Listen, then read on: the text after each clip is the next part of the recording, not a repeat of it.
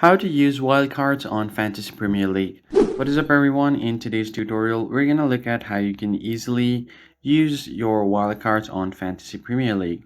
First off, you're going to have to open up your Premier League account and make sure to log into your account. As you can see, I'm already logged in. Now from here on the bottom hand side of your screen, you'll find different options. Go to the Fantasy tab.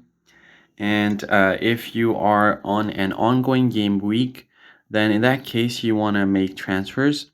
You can head over to the transfers tab, and as you can see, I have 2 free transfers available. Now if I want to transfer some players during the game week, I'm only able to do it 2 times, and after that it's going to cost me some points. But what wildcard is right here is you can make unlimited permanent transfers in a game week without incurring the usual 4-point costs for each.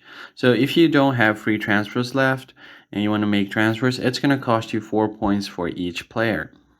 Then the wildcard chip will be available twice a season. The first will be available in the first game week of your season and must be played by game week 19 deadline, and the second set of chips will be available after game 19 week.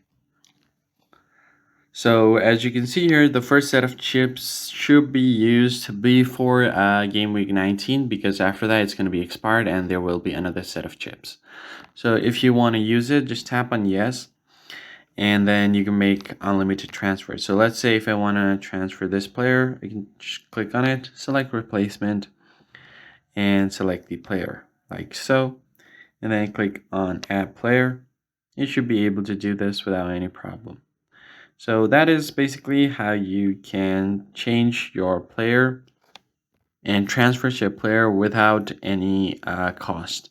So that is basically it, guys. I hope this tutorial was helpful, and I'll see you guys in the next one.